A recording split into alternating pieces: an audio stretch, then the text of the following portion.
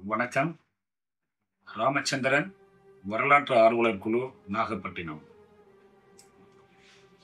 வரலாற்று ஆர்வலர் குழு கடந்த 25 ஆண்டுகளாக நாகப்பட்டினம் மாவட்டத்தின் வரலாற்று சிறப்புகளை கண்டறிந்து உலகத்திற்கு வெளிப்படுத்தும் ஒரு முயற்சியில் ஈடுபட்டு வந்து கொண்டிருக்கிறது.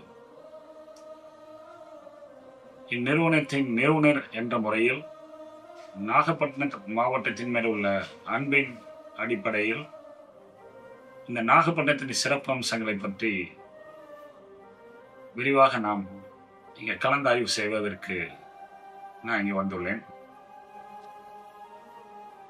நாகப்பட்டினத்தை எடுத்தவர்களும் நாகப்பட்டினத்தை பொறுத்தவரையில் சங்க காலத்திலையும் சரி, சங்க காலத்தை தொடர்ந்து வரக்கூடிய கோச்சங்கண்ணான் காலத்திலையும் சரி, அதை தொடர்ந்து வந்த பல்லவர் காலத்துக்கும், அதை தொடர்ந்து வந்த சோழர்கள் காலம், அதை தொடர்ந்து வந்த நாயக்கர்கள் மற்றும் ஐரோப்பியர்கள், சுதந்திர போராட்டம், இப்படி அனைத்து விஷயத்திலையும் நாகப்பட்டினத்தின் பங்களிப்பு இருக்கிறது.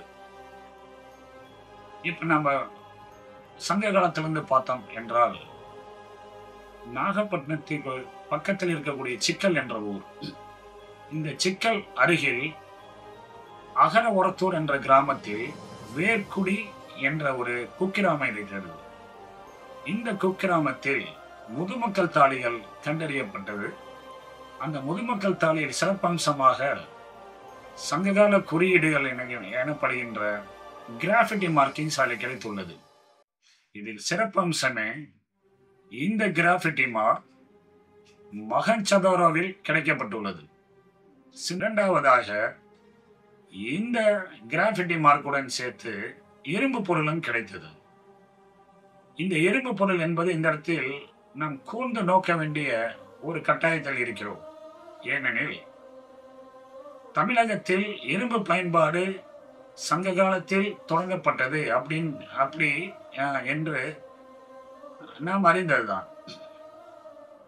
சிக்கலில் வேல் வாங்கி திருச்செந்தூரில் சங்காரம் எனும் தமிழர்களுடைய ஒரு கோட்பாடின் அடிப்படையில் கம்பாக இருந்த அந்த ஆயுதம், சங்ககால மக்களுடைய ஆயுதம், வேல் கம்பாக பரிணமித்து திருச்செந்தூருக்கு கொடுக்கப்பட்டு இந்த நிகழ்வு நடந்திருக்கலாம் என்ற ஒரு கருத்தும் வரலாற்று அறிஞர்களால் பரவலாக பேசப்படுகிறது. ஆகவே நாகப்பட்டினம் மாவட்டம் சங்க காலத்துக்குரிய 2 நம்மளுக்கு ஆதாரங்களான மொஹஞ்சதாரோ குறியீடும் இரும்பு பொருளும் நமக்கு நாகப்பட்டினத்தின் சங்ககால வரலாற்றுக்கு எடுத்துக்காட்டாக அமைந்திருக்கிறது.